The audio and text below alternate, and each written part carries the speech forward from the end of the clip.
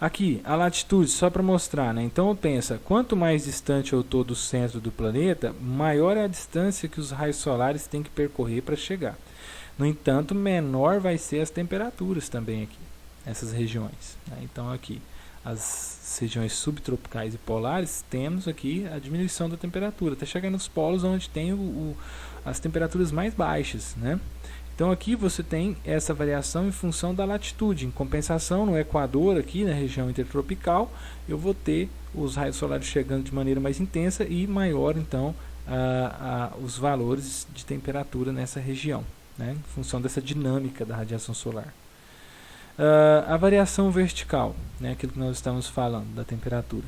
O ar na troposfera apresenta uma relação de resfriamento com a altitude, como eu estava falando para vocês, de 0,6 graus Celsius a cada 100 metros de elevação. Então, uma referência muito importante para nós, esse livro aqui tem na biblioteca, viu? Mendonça, 2007, é do livro Climatologia, Noções Básicas e Climas do Brasil. 0,6 graus Celsius, é mais que meio grau a cada 100 metros de elevação.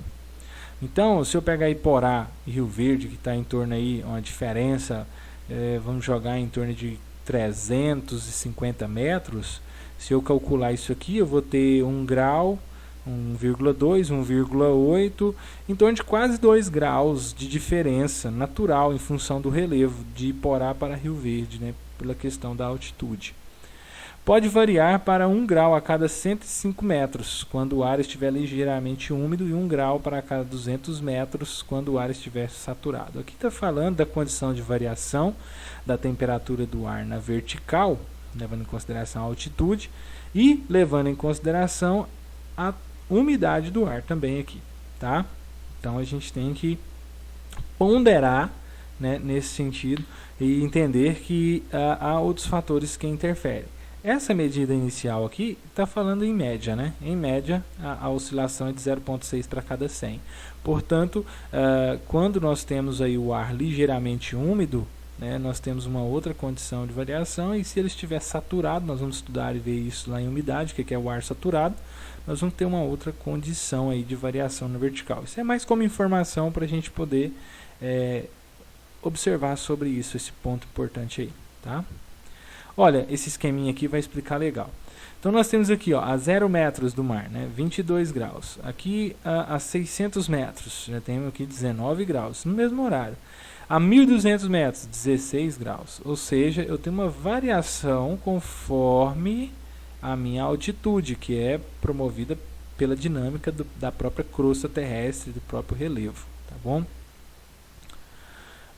O campo térmico, a temperatura do ar. Bom, a temperatura do ar, para a gente resumir aqui, ela varia temporalmente, conforme o passar das horas de um dia. Nós temos a variação da temperatura, ou dos meses do ano, né? Nós vamos ter uma variação temporal.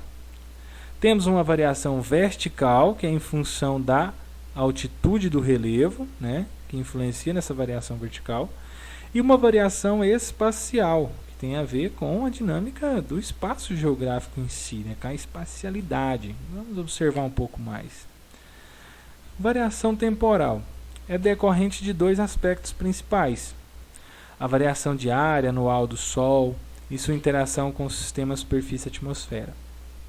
Então nós temos aí a variação, né, em relação às condições de tempo. Por exemplo, durante o verão, para nós aqui, nós temos as temperaturas mais elevadas. Então, os dias que não chove, principalmente nos meses aí, de dezembro, janeiro, né, vocês percebem que são dias bem quentes. A primavera é a estação mais quente para nós aqui, né? Então, você pega setembro, outubro, parece que a gente vai cozinhar, né? Então você observa que nós temos durante esses meses, setembro e outubro, os momentos de pico, né, mais quentes aqui para nós, né? E durante agora maio, junho, né, que vai aproximando do inverno, nós já vamos ter os momentos mais frios, né, aqui pra gente. Então temperatura que chega na casa dos 40 lá em outubro, e aqui maio, junho ela chega aí a até menos de 10 graus, dependendo da madrugada aí como for, né? A gente tem variações nesse sentido. As variações interanuais de temperaturas, né? Tem as oscilações, né? Conforme o passar dos anos, das décadas, né? Existem oscilações, os elementos eles variam, né? há uma ciclicidade, há uma variação que ocorre, uma variabilidade. Nem todo ano é do mesmo jeito, né? Isso tem uma série de fatores que podem explicar essas questões. A variação diuturna da temperatura do ar, só para a gente entender um pouquinho aí sobre essa variação temporal. Segundo Tubelis Nascimento, a temperatura máxima do ar em contato com o solo ocorre simultaneamente com a temperatura máxima da superfície do solo. À medida que se afasta do solo, a temperatura máxima se atrasa continuamente, indo ocorrer a 2 metros de altura cerca de 2 horas depois. O que ele está falando para a gente? Olha aqui. À medida que você distancia da superfície, você vai tendo um atraso na temperatura máxima do ar. Então, lá, na camadinha de ar lá, bem próximo, em contato direto com a superfície, quando a temperatura da superfície chegar no seu limite máximo lá diário, suponhamos que foi 35 graus Celsius, a camadinha de ar lá que está em contato direto na superfície, no solo lá, vai estar também a 35 graus Celsius, certo? Porém, ele coloca que a 2 metros de altura, a temperatura máxima do ar, ela vai ocorrer só 2 horas depois. Então, para vocês verem que há um atraso da transferência de calor, de aquecimento dessa camada de ar em contato com a superfície. Então, não é instantâneo, não aquece a camada de ar de modo, vamos dizer assim, de um mesmo modo ou de uma vez. Né, mas ela vai gradualmente acontecendo. Então, à medida que eu vou afastando do solo, vai demorando mais para que essa temperatura máxima ela aconteça no ar, né, em relação à temperatura máxima do solo. Então, há uma variação nesse sentido aí, tá ok? Lembrando que o padrão estabelecido pela Organização Mundial de Meteorologia é a gente coletar a temperatura a 1,5 metro da superfície. Então você vai perceber que as temperaturas máximas do ar vai acontecer por volta aí de 2h30 da tarde, geralmente esse horário é onde a gente tem a temperatura máxima do ar atmosférico. No entanto, a temperatura do solo ela vai ocorrer aí por volta de meio-dia, né, quando nós temos o solo mais aquecido, tá? O padrão de variação diária da temperatura pode ser significativamente alterado pela presença de nebulosidade ou vento. Bom, isso também é um fator. Eu disse que a temperatura máxima pode acontecer, aí geralmente acontece por volta das 14h30 em dias normais, né? Em condições de tempo estável. Pode ser que aconteça que durante meio-dia e aconteça de formar nuvens, começa a chover a tarde toda. Bom, não vai acontecer mais essa temperatura máxima às 2 horas, porque à medida em que chove, a gente tem um resfriamento do ar também, né? Então, eu estou dizendo que essa afirmação do Tubelis Nascimento, ela é, vamos dizer assim, verdadeira, levando em condição as condições de estabilidade atmosférica, tá? Mas as variações da nebulosidade, chuva, de vento pode alterar essa variação diária da temperatura aí, tá ok? Olha um exemplo, a variação diuturna entre 24 horas aqui, né? Observa que é de Iporá no dia 28/10/2012, então mês 10, outubro, quente, né? Chegando num pico aqui próximo a 45 graus Celsius, isso no centro da cidade de Iporá, né? Então observa o monitoramento. Às 0 horas, olha só, a temperatura vem caindo, diminuindo, até chegar no seu limite mínimo aqui por volta das 5h30, 6 da manhã, abaixo dos 25 graus, né? Ou seja, estava quente, né? Esse dia 25 graus já é quente, então próximo a 25 graus. Quando o sol então começa o processo de insolação, começa então a atingir a superfície aqui da cidade, o que acontece? Olha, a temperatura do ar começa a aquecer também, porque vai aquecendo a superfície e o ar também vai automaticamente acontecendo aí seu aquecimento. E vai indo, e aqui por volta de 3h30 da tarde foi quando ocorreu o pico aqui, né, de temperatura máxima. Posteriormente começa então a diminuir e vai diminuindo gradativamente até chegar aqui por volta das 6 horas do outro dia seguinte, o seu limite mínimo. Então é um movimento natural que acontece durante as horas de um dia. A variação da temperatura, isso aqui todo dia, ele tende a acontecer dessa maneira mediante condições de estabilidade atmosférica. Pode ser que a temperatura começou a subir aqui, subiu, chegou na casa dos 35, de repente ela caiu aqui, né, e permaneceu. Por que aconteceu isso? Pode ser que começou a chover nesse horário, né, e ficou a tarde toda nublado e não chovendo, e aí você tem uma temperatura muito menor do que seria nessa condição aqui de normalidade. Então isso tem que ser levado em consideração, tá ok? A variação espacial. Bom, olha só, a distribuição dos raios solares sobre a superfície, né, como a gente percebeu lá naquele desenho anteriormente, é irregular. Né? Então, nas regiões intertropicais, eu tenho mais radiação solar, e à medida que eu vou caminhando para os polos, eu vou vendo essa quantidade de radiação solar diminuindo. Então, eu tenho já, logo de cara, aí, pegando o planeta como um todo, numa escala zonal, voltando lá para a escala climática, uma distribuição diferente da radiação solar dentro do planeta. Então, isso já vai promover variação espacial diferente. Né? A zona intertropical mais quente e o polo mais frio. Né? Então são espaços diferentes com condições de temperatura diferente. A diferenciação das características térmicas das zonas de latitudes baixas e altas, que é aquilo que eu estava acabando de falar para vocês. Então você observa comigo as regiões intertropicais mais quentes, região subtropical mais fria e a região polar mais fria ainda, em função da diminuição dessa radiação solar, da intensidade dessa radiação solar sobre essas regiões. Aqui nós temos o caso, por exemplo, de Manaus e Belém, que está lá no norte do Brasil, e Porto Alegre e Curitiba, que estão aí no extremo sul do Brasil. Ou seja, o Brasil, por ser um país de proporção continental e ter uma extensão vertical do seu território, né, chamada extensão latitudinal, né, considerável, percebe-se que a parte sul do Brasil ela já está entrando numa região de zona de clima temperado ou de clima subtropical. Enquanto que Manaus e Belém estão aí dentro da região intertropical. Então há uma diferença grande de temperatura entre essas duas cidades, né? Sendo Manaus e Belém muito quente, Porto Alegre e Curitiba principalmente também a altitude, né? São capitais aí onde as temperaturas são mais baixas, né? Comparado a essas outras duas que eu citei aqui. Olha um exemplo de variação espacial. As temperaturas médias observadas no ano de 2019, do ano passado. Olha, o Brasil é o recorde espacial que nós temos. Brasil como um todo. E olha a distribuição de temperatura dentro do território nacional.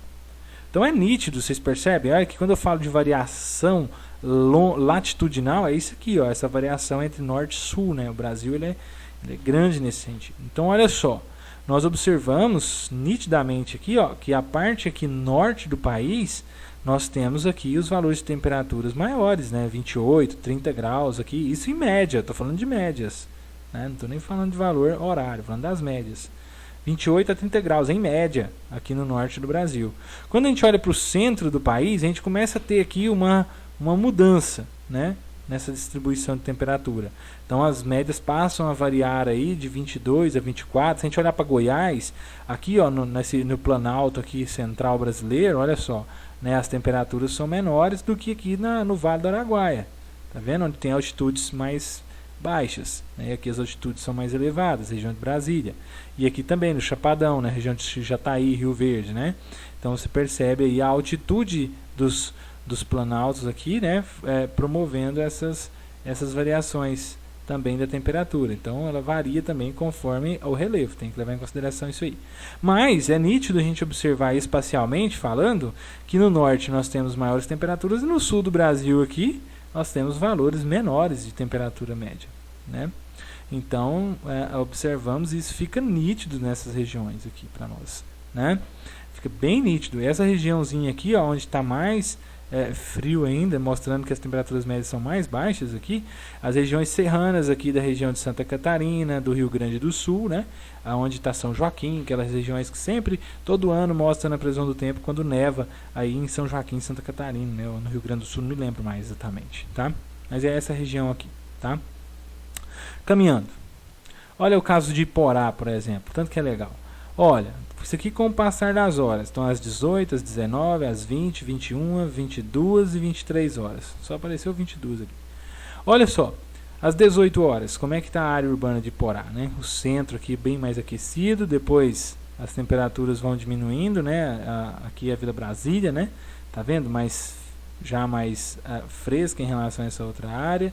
Olha aqui o centro ainda permanecendo aquecido e assim vai. Vocês percebem nessas imagens o seguinte, há uma diminuição de temperatura em toda a área da cidade, porém, ela não, em momento algum ela fica com condições iguais de temperatura, mas há uma variação espacial e eu estou falando de um espaço bem menor, né? Estou falando da área de uma cidade pequena, veja só, né? E eu tenho aqui então mais aquecido, o centro, as bordas menos aquecidas, e essa condição prevalece. As temperaturas vão diminuindo em todas as imagens que nós percebemos, portanto, é nítido observar que há uma variação. Ela não é igual para toda a área urbana, mas sim uma variação com o passar das horas. E sempre o centro da cidade mais aquecido durante a noite, em função daquele processo que eu falei anteriormente, porque essas áreas são áreas densamente construídas, pavimentadas, então esses materiais presentes nessas áreas, eles armazenam mais calor, e durante a noite vai liberando esse calor lentamente, fazendo com que essas áreas nós tenhamos aí uma condição de temperatura maior em relação às áreas adjacentes. Isso caracteriza um fenômeno chamado de ilha de calor, né? Então nós percebemos a formação de uma ilha de calor na região do ponto 4 aí, que é o centro da cidade. Tá bom? Mas eu quero que vocês percebam a variação espacial. E dentro do espaço que eu estou trabalhando, há uma variação do elemento temperatura aqui. Isso é variação espacial. Aqui falando de equador térmico, para a gente finalizando, percebe essa imagem? Nós temos a região que a gente chama de equador térmico, essa área mais quente, né? E ela oscila conforme o passar das estações do ano, né? Dá uma olhada aqui. O equador térmico em janeiro, então aqui tem a demarcação de onde está esse equador térmico, tá vendo? Não é uma linha reta, né? Mas é uma linha tracejadinha. Mostra a oscilação desse equador térmico, que ele se localiza mais ao sul, né, durante o mês de janeiro, que é o período em que o hemisfério sul está recebendo mais radiação solar, em função do grau de inclinação do planeta, né? E aqui nós estamos justamente dentro da estação do verão. E aqui nós temos o inverso, que é em julho, quando a gente está aqui no hemisfério sul, passando pela estação do inverno, né?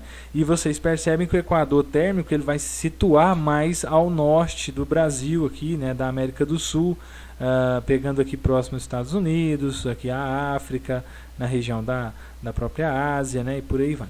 Então vocês observam nitidamente que é uma migração, tanto para o norte quanto para o sul, em função das estações do ano, né? Desse equador térmico. Então ele vai variar conforme as estações do ano. Então a variação, né, temporal desse equador térmico em função das estações do ano, tá bom? É só para a gente entender esse processo aí também. Logo mais a gente volta para falar de umidade relativa do